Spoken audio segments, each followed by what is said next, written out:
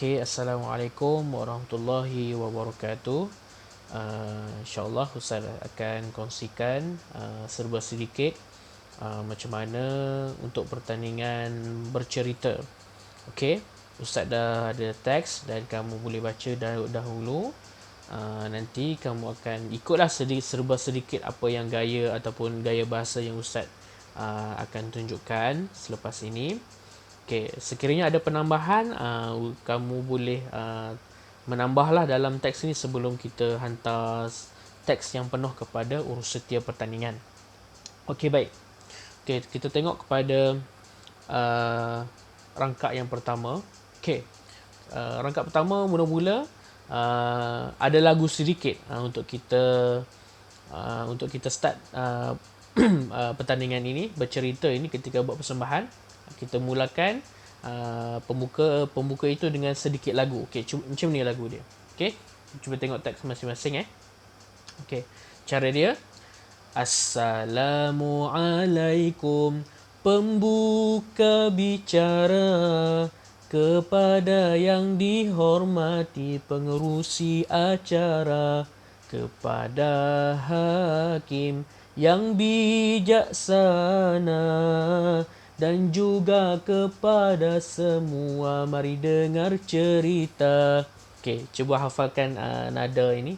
Okey, dan terus kepada Allah Subhanahu wa taala berfirman, A'udzu billahi minasyaitonir rajim. Ya ayyuhan nasu inna khalaqnakum min dzakarin wa untha waja'alnakum syu'uban wa qabaila lita'arafu. Inna akramakum 'indallahi atqakum. Innallaha 'alimun khabir. Maksudnya, wahai umat manusia, sesungguhnya kami telah menciptakan kamu dari lelaki dan perempuan, dan kami telah jadikan kamu berbagai bangsa dan bersuku puak, supaya kamu berkenal-kenalan. Okey, itu pun dah cukup. Tak payah nak baca sepenuhnya pun tak apa. Okey, pergi pada rangkap yang seterusnya. Kawan-kawan, okay, buat gaya macam tu. Kawan-kawan, ataupun yang ikut keselesaan ni lah, kamu untuk nak buat gaya macam mana. Kawan-kawan, surah ini mendidik kita untuk memahami apa itu Islam memimpin perpaduan. Okey, kita tengok. Kawan-kawan nak tahu cerita tak? Okey, buat gaya macam tu. Pada zaman Nabi Yusuf alaihi salam, berlakunya kisah anak Nabi Yakub, iaitu Nabi Yusuf yang tidak disukai oleh abang-abangnya. Pada satu hari, abang-abangnya telah membawa Nabi Yusuf ke padang pasir yang sangat jauh. Okey, ini mungkin boleh buat penekanan. Sangat jauh. Okey, kawan-kawan nak tahu apa yang terjadi selepas itu? Nabi Yusuf telah dicampakkan ke dalam perigi selama 3 hari. Sedih kan? Mungkin boleh buat gaya sedih lah. Kesian Nabi Yusuf kerana dibuat sebegitu, sedangkan baginda pada ketika itu baru berusia 17 tahun. Nabi Yusuf meminta tolong, tetapi tiada siapa yang mendengarnya. Hal ini kerana adanya sikap iri hati abang-abang Nabi Yusuf. Mereka tinggalkan Nabi Yusuf seorang diri dalam perigi, lalu menipu ayah mereka iaitu Nabi Yakub bahawa Nabi Yusuf telah mati akibat dimakan binatang. Kenapa abang-abangnya bersikap iri hati ya kawan-kawan? Hal ini kerana Yusuf pernah bercerita bahawa beliau pernah bermimpi bahawasanya ada bintang, bulan dan matahari sujud kepadanya. Ini menandakan Yusuf ini akan menjadi seorang yang sangat mulia. Kawan-kawan, setelah Nabi Yusuf dewasa dan menjadi pemimpin besar di Mesir, baginda telah berjumpa dengan saudaranya yang dahulunya telah membuangnya di dalam perigi. Agak-agak kawan-kawan lah, Nabi Yusuf marah tak? Walaupun selama 80 tahun Nabi Yusuf terpisah dengan ayahnya Nabi Yakub dan abang-abangnya, Nabi Yusuf tetap sabar dan memaafkan saudaranya itu. Allah Subhanahu wa taala berfirman dalam surah Yusuf ayat 92. A'udzu billahi minasyaitonir rajim. Qala la tasriba 'alaikumul yaum yaghfirullahu lakum wa huwa arhamur rahimin. Maksudnya, Yusuf berkata, kamu pada hari ini tidak akan ditempelak atau disalahkan tentang perbuatan kamu yang terlanjur itu. Moga Allah ampunkan kamu dan dialah jua yang maha mengasihani daripada segala yang lain mengasihani. Sikap pemaaf adalah sikap yang sangat mulia kerana memaafkan dapat mengharmonikan dan mengukuhkan silaturrahim. Manakala sikap yang kita mesti jauhi iaitu bersikap iri hati, sombong dan bercakap bohong.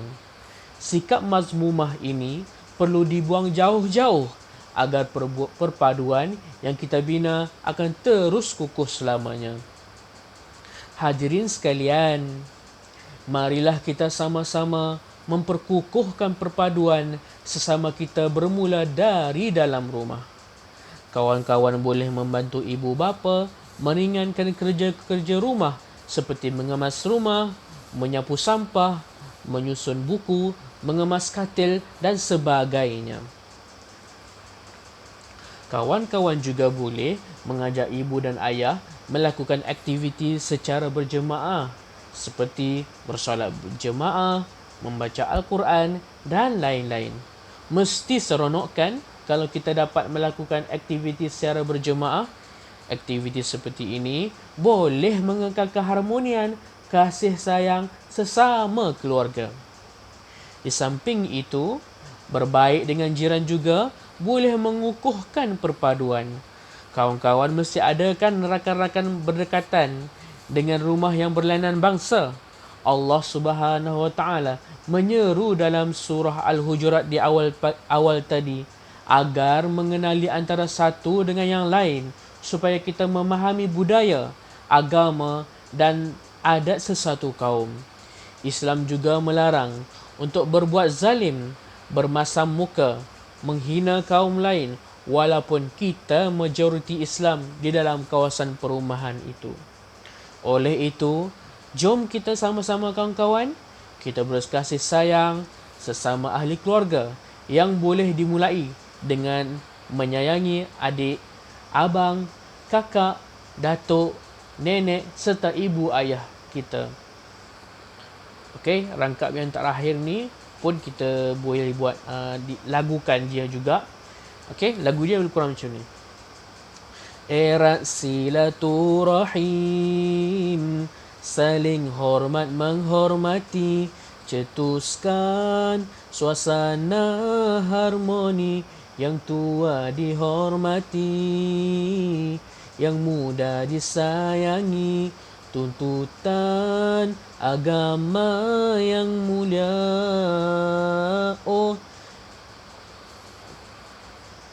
Oh, indahnya jika kita dapat bersama, hidup selalu gembira di dunia ini.